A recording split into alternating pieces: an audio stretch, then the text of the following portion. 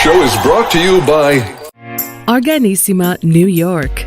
Your exotic skin, hair, and beauty source, and your one-stop shop for all your natural and organic skin and hair care, featuring authentic organic Moroccan oil and prickly pear seed oil and much more. Bringing you only the best, straight from the source and proudly produced in the USA. So what are you waiting for? Shop today at www.organissima.com. Organissima, New York. Your beauty is our duty.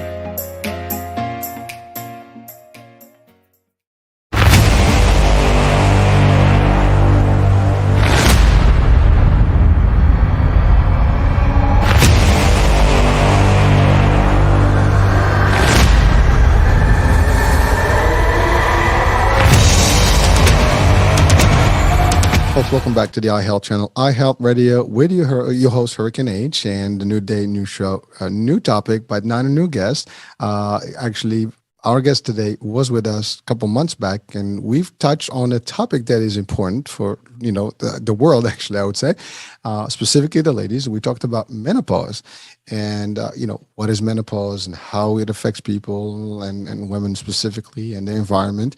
But today we're going to take that to the next level. We're going to talk about, some of the things to do to manage the weight during this particular, phase, and how to really stay healthy, overall. So without any further ado, I have with me Alison Bladh. How are you, Alison? Welcome back. Oh, thank you so much, Hurricane. It's a pleasure to be back on your wonderful podcast. So thank you for having me. Oh, no, thank you. And I know we have a 6 hours difference, so we try to make this work, and we made it. So I'm glad that it happened. And really, just as I was introducing, I mean, we had a great show. We talked about menopause, and maybe you and I, we were laughing earlier about the fact that, people like, well, you're talking to a host as a guy about menopause. And, we had, a little blessed about that, because I always believe that, men are part of women's life and women are part of men's life, and we need to be part of it. There's nothing to be ashamed of. There's nothing not to talk about. I think, we need to be as clear about it and be able to understand how the dynamics work, because we interact with women, just as much as women interact with men day to day, right? So that was one of the little fun discussions we had, and there's nothing wrong with that. I believe that's an important piece. So, man out there, hey, it's okay, we can do this.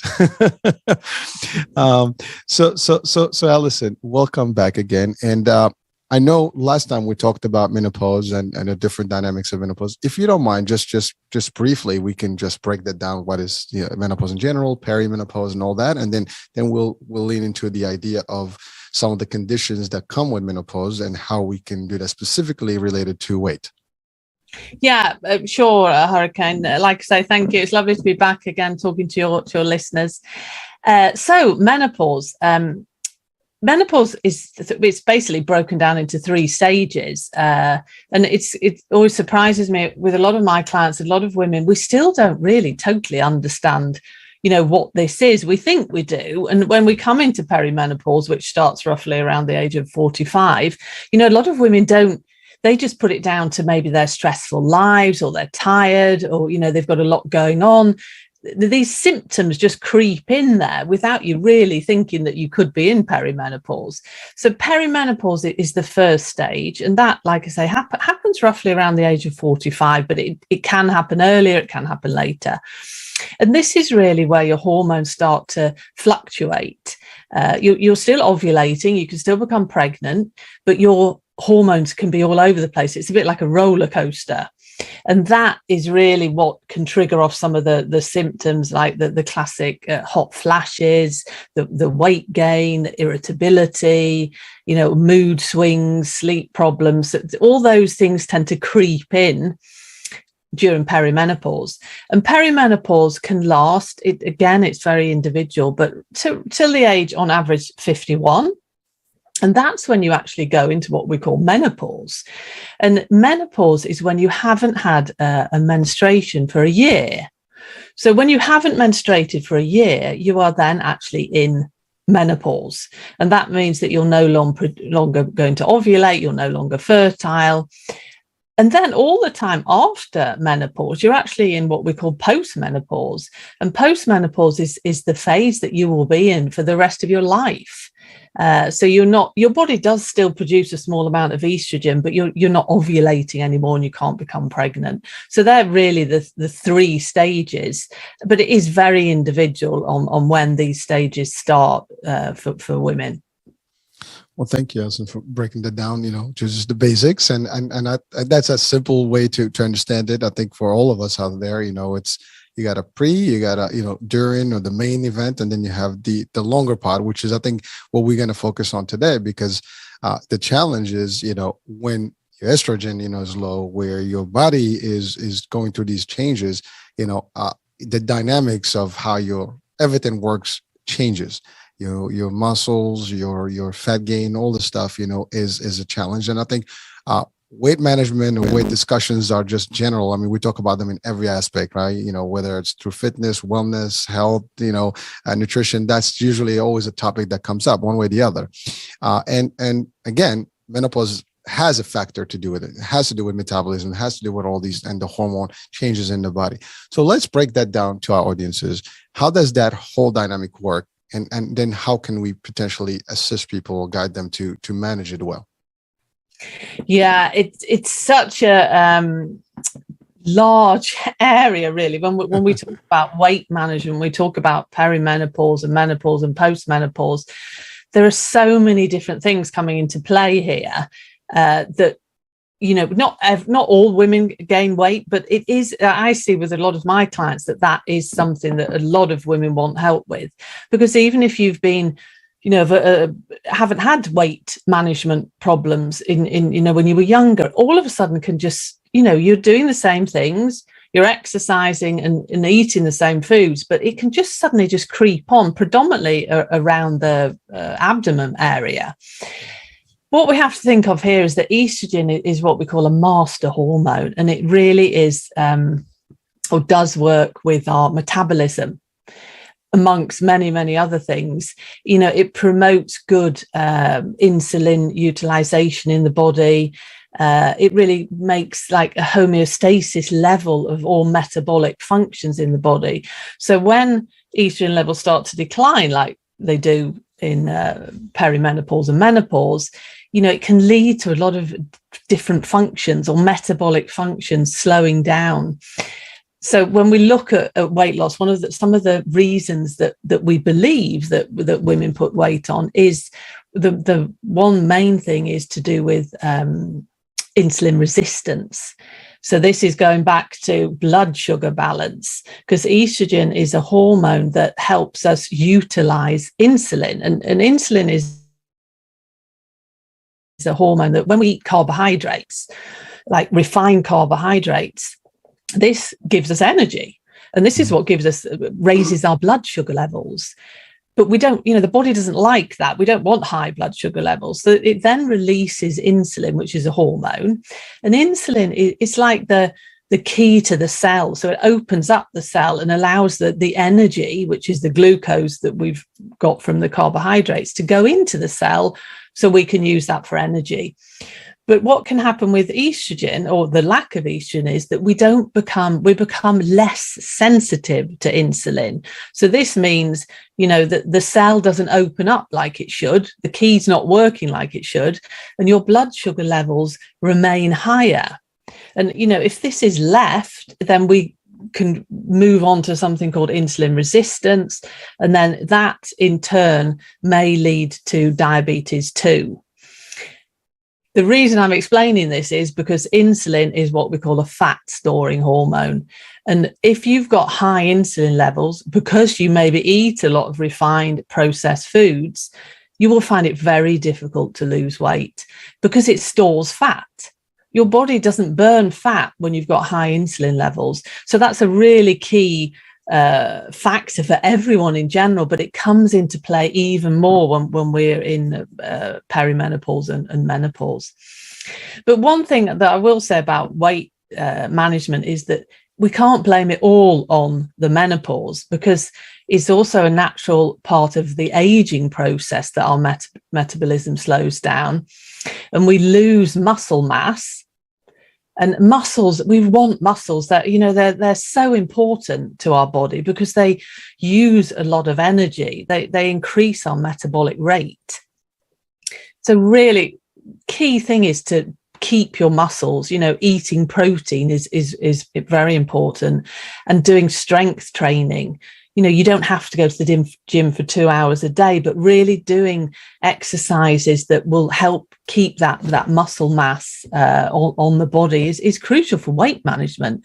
Because if you've got more muscles on your body, you will actually naturally use more energy. Our fat mass does increase as we get older, and we can become less active. As we get older, we maybe haven't got as much energy.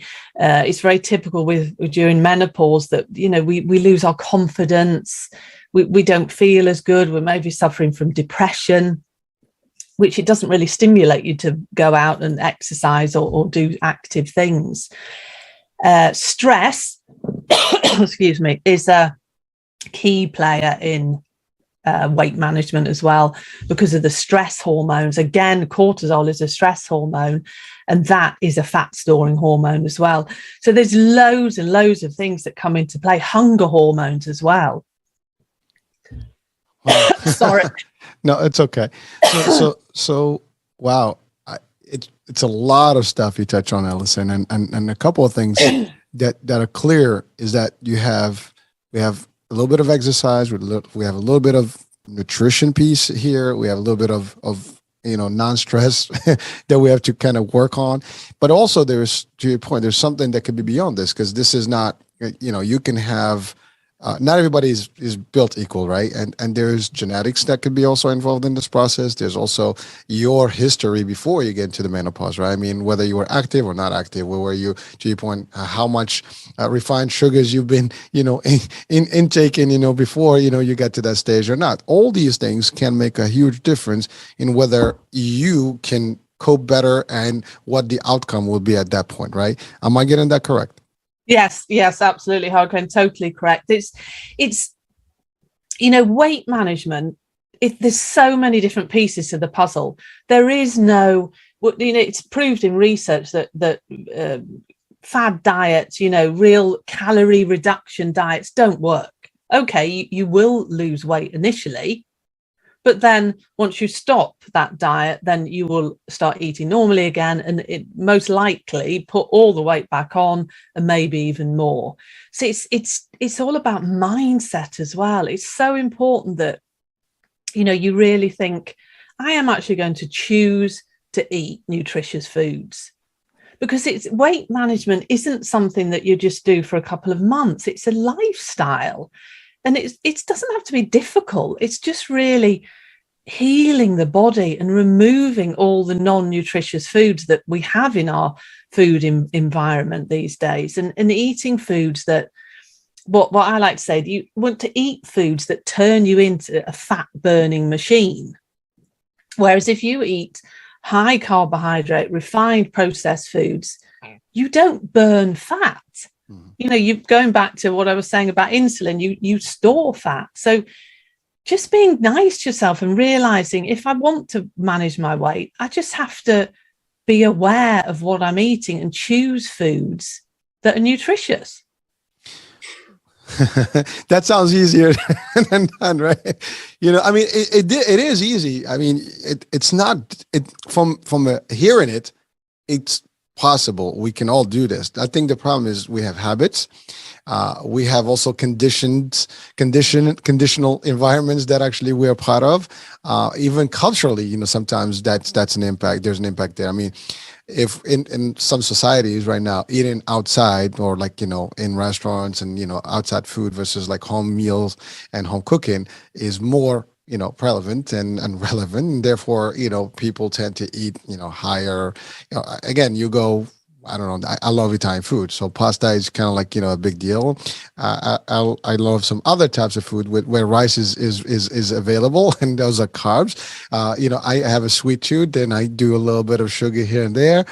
You go to a restaurant, there's always a dessert menu, and you cannot say no to it. So it adds up to it, and again, your level of activity, to your point, whether not everybody exercises at the same rate. I'm talking before menopause here, right? And even during and even post. So if you are used to doing certain things and it's also a commitment and habit and almost like, a behavior that can impact how well you do. Now, that being said, even if you had bad everything in the past, doesn't mean, I don't think it means that you can stop. You can start at any given point.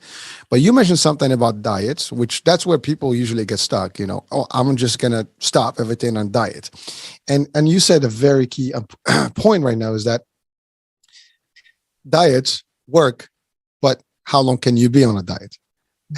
It's like, intermittent fasting works, because it is standard. I mean, your body is deprived from food and it just has to use whatever energy it's in the body. So it kind of burns a little bit, kind of more or less the concept. But then, how long can you do this for? Is it a day? Is it two? You can do a month, 2 months, 3 months. Eventually something is not going to be right. And then you're going to feel that you want to go back to your normal, or you're going to stop. And then to your point, you're going to gain back all that stuff. It is a problem. I mean, this debate and discussion about diets and the type of diets, do they work and do they work by themselves? Do you have to combine them with a regimen of some sort of fitness? What kind of fitness? You said it. If we need to build muscle, you don't have to really, lift weights. You can do, resistance and training and all this stuff. So there's ways to do this, but it's all of the above. I think we have to think about a full picture, and really you have to have all these foundations together to be really maintaining. Otherwise, if you drop a couple, you're not going to get the result that you want, and therefore you're going to have problems. You mentioned something about stress. Society today, just by default, creates a very stressful, environment. I mean, we've gone through a pandemic. We have a World War III that is looming around right now with discussions that are scary.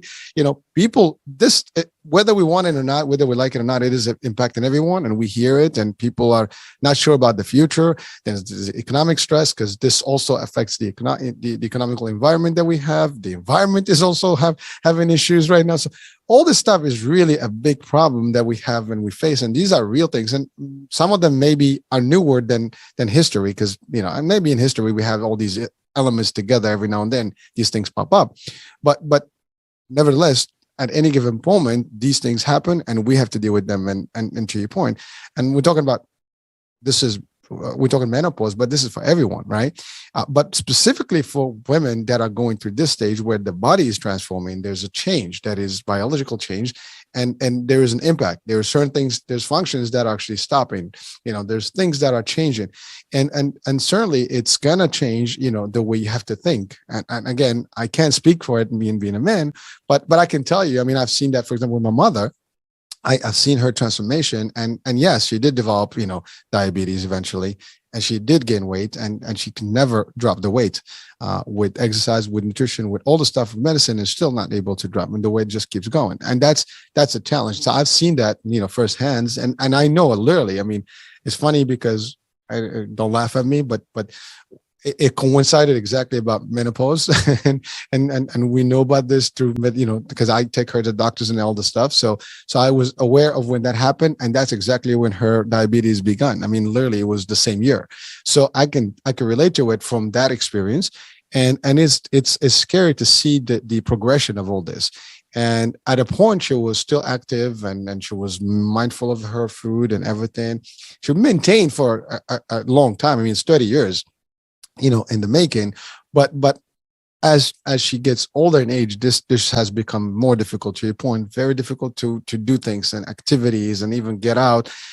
Just once you get to a certain point, it's like your body is not helping you. The weight is also put on. It's very difficult, and that's not something we want. And I think from this platform, what our objective, Alison, today is to help ladies, not get to that point, to actually live vitality, happy, and enjoy those years and enjoy them to the fullest. So let's talk about that now. We identify all the different problems that impact that. Now, what is based on your expertise, what are some of the measures that we can do and ladies can do to mitigate some of this and kind of work towards a better future from that point on? Now, I mumbled a lot. Sorry. No. I mean, it's a great question. There are many things that you can do. I think, like I said before, I think the first thing that you have to do is just say to yourself that, I want to live a healthy, happy life when I'm in this next phase of my life for the next 30 years plus, and you have to look after yourself a little bit more. And what you want to think nutritionally wise is, like I've said before, really try to cut out all the sugary, processed, refined foods. If you see a food like a package that has more than a couple of ingredients on that you don't know what they are, then they're not going to be doing you any good. The majority of really processed, refined food has no nutritional value.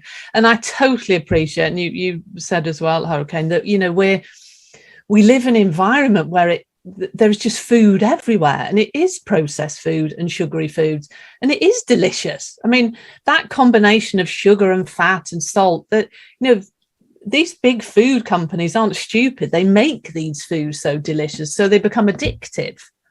So you really have to be quite strong in the beginning to think, no, I'm not going to choose that. I'm going to buy a whole food instead. And when I say a whole food, it doesn't have to sound scary. It's just basically, you know, if you eat meat, it's a chicken.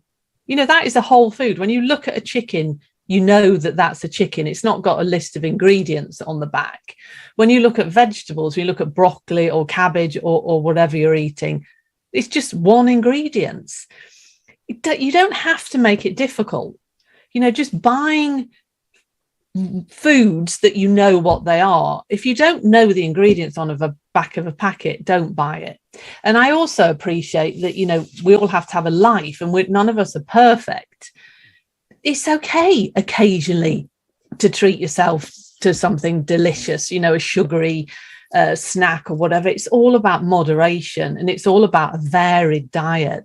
But key to controlling blood sugar levels and insulin is getting rid of all the very rich carbohydrate, refined carbohydrate foods that just shoot our insulin levels up.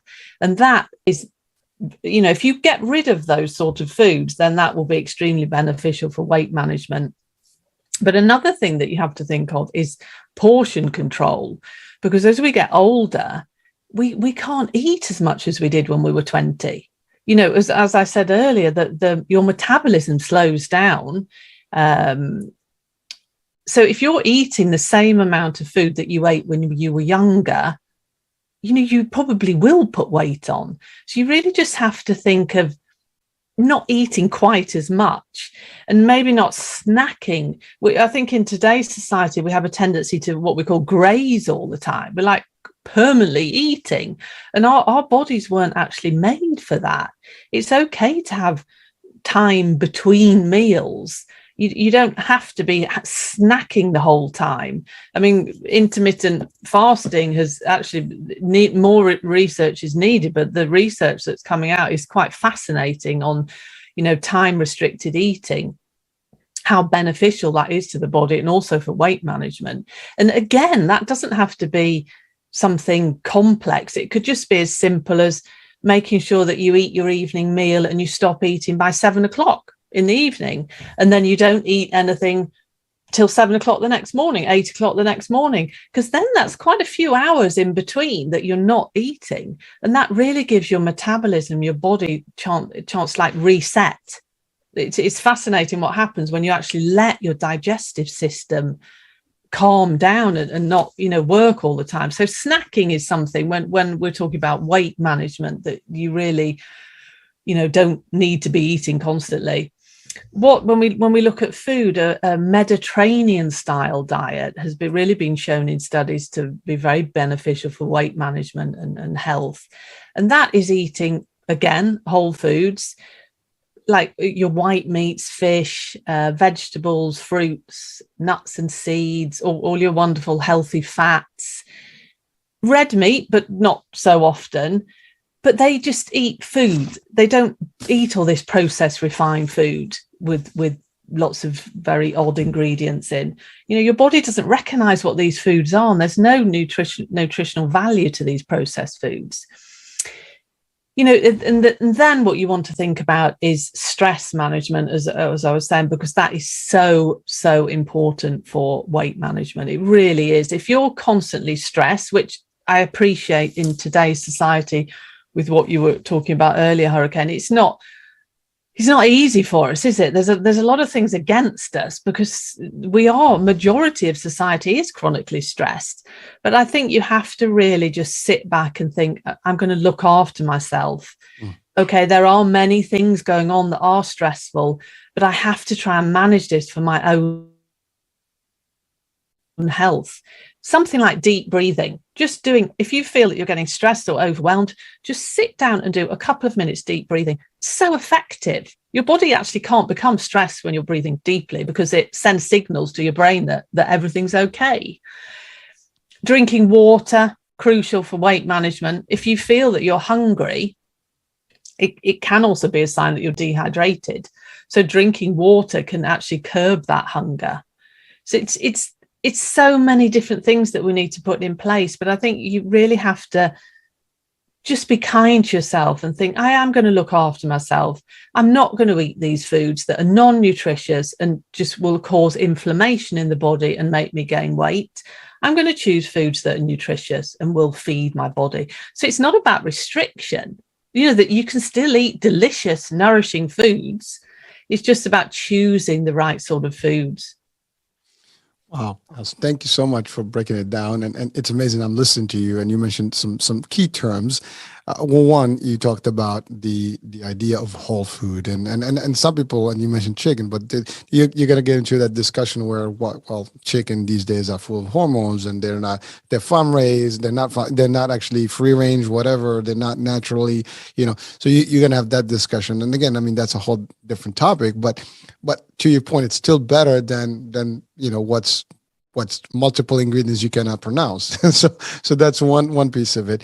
And you mentioned something also about portions, and you're lucky you're in Europe. I mean, I think when you go out even to a restaurant, the portions are still decent. Come to the States and the portions are humongous. I mean, they're gigantic, plates. I mean, you cannot finish those plates. Most of us take, food to go after you finish a meal because, it's just too much. And it's amazing. It's part of it. I mean, you pay for it. It's all good. But the fact, to your point, when you have food in front of you, you tend to eat it. It's like if you have a full plate, you're just going to keep because you want to finish that plate, right? And we all grew up with them and tell they finish your plate, right? And so, at least most of us probably did. But the fact is, those are like key elements to your point. You can still enjoy things, but if the portions are smaller, you can actually indulge in those things and not have the same intake that you would take the other way. Also, you mentioned something about the snacks. And, again, we live in a society of snacking. Everywhere it's snacking. You go to any store, right? You walk into to pay. That's where all the snacks are, the sugary and the salty and all the exciting stuff. And they all taste good. And, you stand there, it's like that compulsive, buy-in. It's right. They do it. Marketing has designed that, for a purpose to be in there as you walk into that cashier and you're like, oh, let me just grab one of these and maybe you can snack even before you get to pay. That's a problem. And you're right. You're watching movies or staying home, you can just munch on some stuff. And those are in between. Now, that's a dangerous, place because to you, what you said earlier about, you not only you want to have your body kind of stop and do stuff. And you talked about, the intermittent fasting. I was born in as a Muslim and, so I fasted all my life and I know exactly what fasting looks like, for 12, 13, 14 hours. But one of the benefits that I do understand and I feel every time when the month of, fasting comes around is that, it's a great detoxification, period. I mean, you do feel the difference and there is no doubt. I mean, and I think that's part of what intermittent fasting is. I mean, we do it by default because we're, it's part of the belief, but really now it's becoming, a trend because of the health benefits of it. And it is interesting because it does give you your liver and all your functions the ability to kind of pause, and your body's just basically taking everything out that is not necessary. And to your point, if you do what you said, take the right ingredients in the first place, you have very little detoxification to do to start with. So your liver is functioning better, everything's functioning better. Now, again, I'm not an expert in nutrition, but just based on my guess and based on my research personally and what I do for me personally, just to keep, to keep up, and we try to do these things. You also mentioned something about the Mediterranean diet. And you're right, fish is healthy, the vegetables and stuff. Olive oil is a big deal, in our whole culture, level. And it's just multiple, diets or varieties of diets around the Mediterranean. And all those things work and moderate stuff. Again, you said it. I love what you said. We humans, we can cheat and we can have a little taste of something, but it's just in moderation. And I think that's the biggest, piece of here is that we need to do this correctly. We need to be aware of this stuff, but don't go one extreme versus the other. If we can combine all these things, as we said earlier about the different foundations, the life should be smooth. Now that leads me to one key element. We talked about food, nutrition, maybe even how to kind of de-stress, right? By the way, I love that what you said about stress. It's funny because I have a show on Fridays once a month with Dr. Heim and his psychiatrist, renowned psychiatrist. And one of the things we did the last show was we talked about stress. That was a question. And he did an exercise about actually meditation and breathing. And that's exactly his advice. Under stress, that actually changes the dynamics of how you be, and you feel. And so it's amazing that you said it, and we just did that exercise, and we did it live on the show, so people can see that benefit itself, to take a pause and just breathe in, breathe out, and do it. And he has it in a particular format that really works. So these are elements that can help. First of all, women, as we talk about menopause, but anybody, literally, if you really want to stay healthy, these are all good things. There's nothing that we mentioned here that's bad for you. And actually probably even better, because your pocket probably be also better, because I don't think you'll spend more money buying a lot of stuff that you don't need. So there's financial gain there as well. But then, so now that leads me to the ultimate, piece of this whole concept, right? The exercise part. Is there any particular exercise that you recommend, or at least that you think, or a combination of exercises or forms of fitness, modules that you can share with us, with the audiences, especially women that are going through menopause or in the post menopausal stage? Yeah, what I would say, I'm not a personal trainer, or I don't have a background or education in fitness. But however, what I would recommend to my clients, if I really think that they need a lot of help in that area, I would recommend them to a personal trainer to go and get advice, a personal trainer that specializes in, because there are personal trainers that specialize in menopausal midlife women. But one of the key things that you really need to look after is your bone health and your muscle health when we come into perimenopause, because of the effects that the lack of estrogen have. We lose muscle mass and we lose bone mass. And it's been shown in studies that, lifting, doing strength exercises is crucial for women as we get older, to really keep your bones strong. So I think with exercise, it's all about doing something that you enjoy and that you can fit into your routine. You don't have to go to a gym and spend hours there. As long as you're doing something that is that you're lifting things, you're doing strength training is key for maintaining muscles and bone mass. And also cardiovascular health. You need to do something to increase your pulse to make sure you have a good cardiovascular system. And again, that's finding something that works for you. It's been shown in research with exercise that doing high intensity exercise, short bursts of high intensity exercise are also very beneficial in moderation. You don't want to be working out too extreme, because that can have a detrimental effect. That can cause stress on the body, because estrogen is such a key hormone in muscle health, and it also has an effect on what we call the mitochondria, which it's like the energy part of the cell. So we can find when we come into perimenopause and menopause that we don't actually have as much energy. If you used to be able to go out running, all of a sudden you can feel like, what's happening? I don't have that same energy that I used to have. And that again is maybe down to the estrogen declining. So I think strength training for muscle and bone health, key for menopausal women, very important. Go to a personal trainer or find some exercises that suit you. There's loads of things that you can do at home. There's great amounts of free information out on YouTube with personal trainers that can help you with that. And then finding something that increases your pulse as well, but do that in moderation. Thank you, Alison. And I just wanted to ask you about a couple of things. One is, since you're talking about this, there is I guess, misconception maybe where, if you do lift weight, you're going to get too much muscle and you're going to be manly looking and all that stuff. Can we bust that myth out of here? Because, I don't think that's the case, but what's you work with people today, and what would you do? What would you tell people if they told you, like, I don't want to, get so muscular because I'm going to do some lifting? No, I mean, that doesn't happen. What we want to do is just to keep your muscles in good shape, keep them there. We're not building muscles. It's actually very difficult to build muscle. Very, very difficult.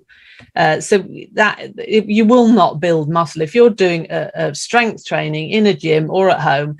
We're looking at keeping and toning and getting those muscles in good shape. And maybe you might get a little bit more definition on the body, but you're certainly not going to be like growing big muscles. Good. Well, I get, because that's always like something like, one of the fears, like, well, I don't want to, I'm a woman, I want to look a certain look. And by the way, there's no specific look, because there are body, building, women, and they excel in that. But the average person may say, you know what, that's not how I want to look. I want, or, sometimes the opposite, they want to look like a model form, whatever.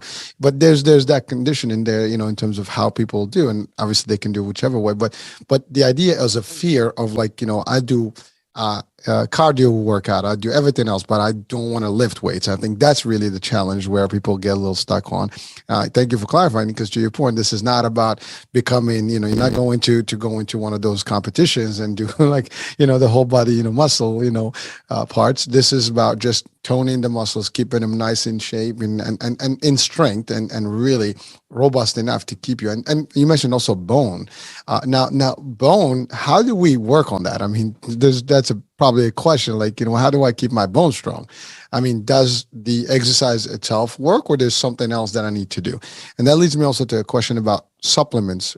Do you have any, are you for, or are you against, or are there some advices that we can have on supplements on this in this particular case? Yeah, bone health is crucial, and it's shown as women, as we get older, there's an increasing rate in osteoporosis. So we lose our bone density because estrogen is a key hormone for bone health. So doing strength training helps to keep the bones dense. Key. Very, very important to do that. And as far as nutritionally wide, you want to be getting calcium, vitamin D, and vitamin K, and magnesium. You need to work on bone health. You need all these different minerals and vitamins. So getting them from food, I always say food first is best. Calcium is available in many green leafy vegetables, in dairy products, in fish. If you buy like tuna and all the smaller fish, mackerel, where you can actually eat the bones, brilliant source of calcium. Vitamin D can be a bit tricky to get through food. It's not actually available in many food sources. You can find small amounts in eggs and fatty fish. It's probably about the only supplement. I don't know what it's like where you live, Hurricane, but in Europe, it's in some European countries, the government actually recommends that people take a vitamin D supplement, because also where you're living, if you're living in a more of a darker climate, like I live in Sweden, and in the winter months, it's very dark. You can't produce the vitamin D that you need, because you can also produce it from sunlight. So vitamin D, crucial for many things, but bone health is one of them. And then vitamin K, they kind of all work together in synergy to keep your bones in really good shape. So just taking calcium supplements on its own is not something that I would recommend, because it doesn't really help to increase bone density, and it can be detrimental. So that's something that has been shown in research, that calcium supplements, aren't always recommended to people because of what the effects that they can have on the body. You have to, if you think of your body's like a very fine-tuned machine, and you really have to get all these vitamins and minerals in place in the right balance for them to have the effect that they need. So in answer to your question about supplementation, as a nutritional therapist, I would never recommend that people just wildly go out and buy an array of supplements, because, you have to think, why am I taking them?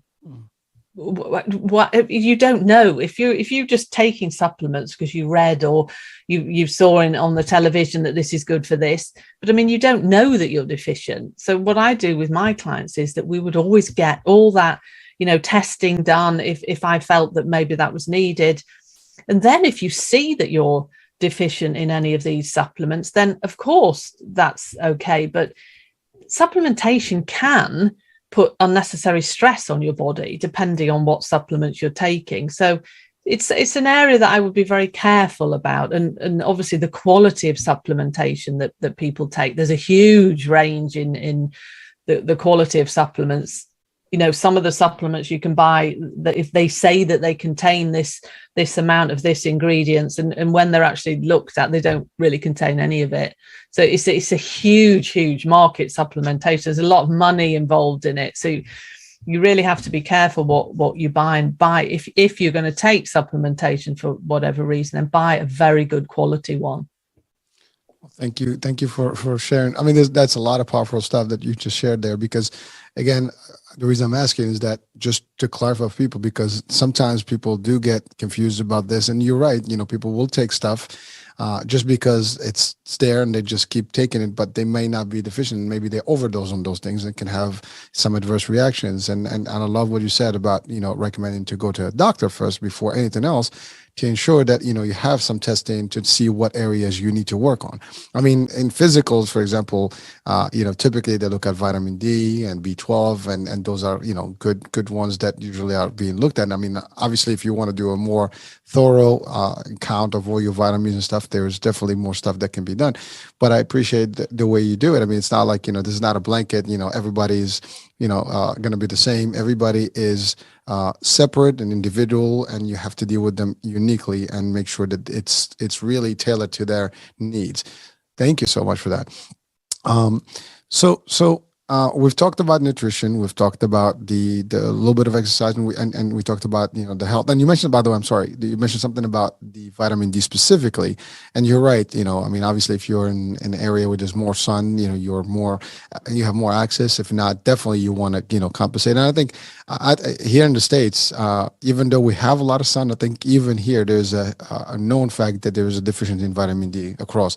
So I don't think this is just in Europe. I think probably in some areas more than others, but certainly this is something that is standard across all different areas around the world, and at least the northern hemisphere, I think, is all the same. So well, thank you. So now we talked about all this. Is there anything in our lifestyle that could also change the outcomes here and help women during the menopause and the postmenopause stage? Yeah, lifestyle stress we've spoken about, that's key.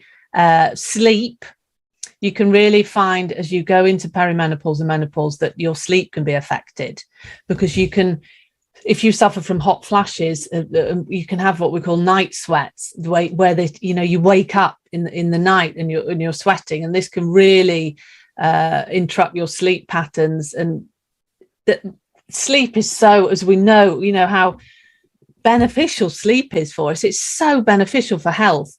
So if you find that you're waking up during perimenopause and menopause, you really need to think, okay, I'm going to get some support. I'm going to really get something done about this, because it kind of has a knock-on effect if you're not sleeping. It's like a vicious circle, because if you're not sleeping, it affects our hunger hormones. There's two hunger hormones, one called ghrelin and one called leptin.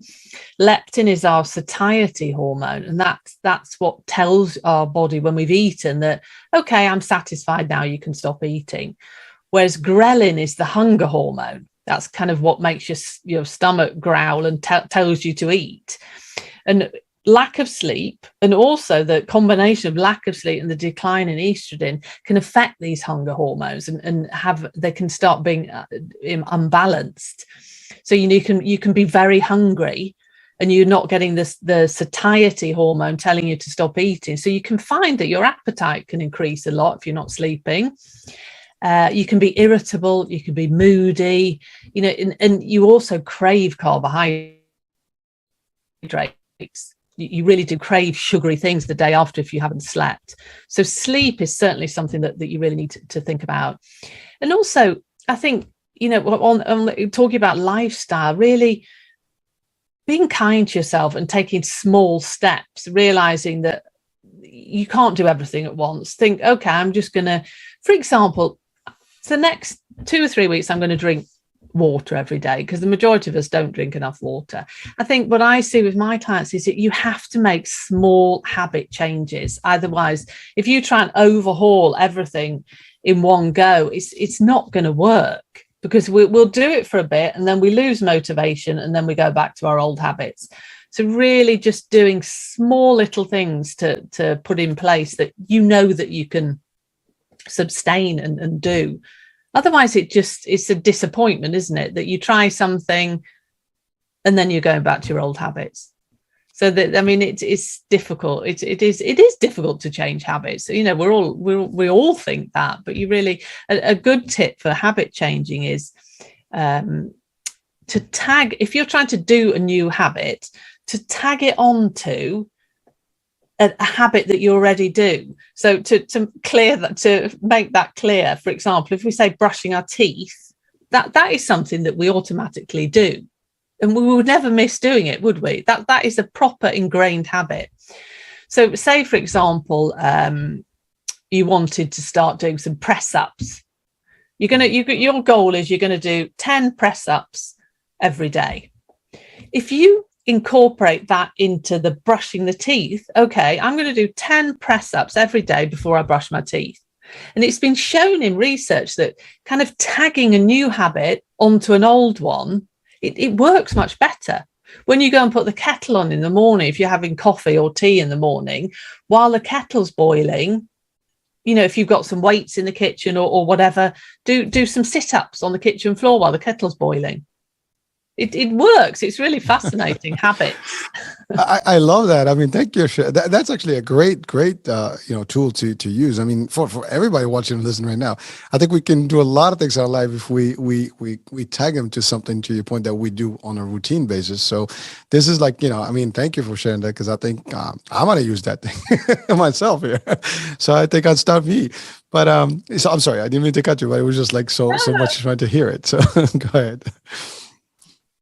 No, it's I think habits are fascinating. That's something that I work with a lot with my clients, because it's all very well, telling people what, it would be good if we did this for you, it'd be good, but it's actually doing it that is the hard part. People need the support to keep this habit change or lifestyle change in place, because that's what it's all about, really, isn't it? It's about changing the way we behave to incorporate new, healthier lifestyle habits that will increase your happiness or weight management or whatever it is that you're trying to achieve in life. Well, thank you, Alison. And I think with all that also ties into like the cadence or the how you apply these things, and because you can't go crazy on these things and change this overnight, because that's not going to work. Because again, this is a long-term commitment. This is not something you're going to do like everything else. If you do it only briefly and it's not going to get the results, and even if you see results, they're going to go back to where they were or worse. The idea is that you have to maintain this on an ongoing basis. Now, is there an exercise, something that can help people maybe to plan, their days, weeks, months, and just have these things in place for them, that you have seen actually in work? Yeah, small steps definitely is. Don't try to do everything at once. That is really key, because if you do it, you just be overwhelmed and you'll stop doing it. So one thing that is very useful when we're talking about nutrition is to do keep a food diary, because then you can actually see what you're eating. It's actually quite fascinating for people to see what they're eating, because you don't really, you're not really aware of what you're eating. But when you write it down every day, you can think, gosh, did I eat that? Did I eat that? And you have to be truthful when you write it down. So writing down what you eat, a food diary, is a very good way, because that it's written down there. And also writing like a journal, like a lot of people write what we call a gratitude journal, or a journal of what you've done for yourself that day. Because that, when you see that, it actually makes you feel good, and you think, yeah, I managed to do that today, I'm going to do that again tomorrow. It's all about small steps, because small steps lead to big results, and realizing that you can't overhaul your whole life in a week. It's a lifestyle change. I'm going to live my life so I have a happy next phase when we go into postmenopause. And that's my choice, and that's what I'm going to do. I think you obviously have to be you have to decide you're going to do this and be motivated to do it. But, you have to realize that you're worth it. You want to have a healthy, happy life.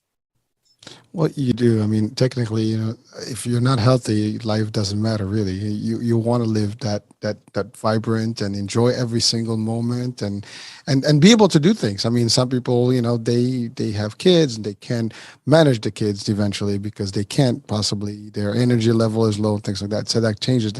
They can't even do. I mean, maybe at work it's affecting them. Maybe a relationship is affecting them. There's many things that can be, impacted with how the decision is made and who is going to be impacted by that decision. So thank you for really emphasizing on that commitment part and being able to really understand this is for you. And if you're good, everybody around you is good. That's true. And I guess the outcome of that will be like everybody is enjoying being with you and life gets better. But I think you focused on a key element of mindset. Because this is also, it's all about how you see yourself, where you want to see yourself, and how you can make those shifts that are necessary to get you, and I love what you said about writing it down, because you're right. If we don't see it, out of mind, out of sight, out of sight, out of mind, this is exactly the same. But if you see it every day now, oh my God, this is like, I'm doing, and you can see graph, like you can even graphically, see like your improvements. I'm here, I'm doing more and more. So, and then eventually it gets to a point where you're in a routine mode, and that's really where you want to be. So Alison, I know we're almost coming up to the end of the show here. You do work across the globe, I guess, so how can we have people reach out to you if they need to get advice and work with you? Yes, the best way really to reach out to me is via my website, which is alisonbladh.com. On the website, I have a resources page with lots of free downloads. We were talking about the Mediterranean diet, for example, and I've got a meal plan and recipes, and really giving you some ideas of how to get going with everything that I've spoken about. So, if your listeners want to download anything there, then feel free.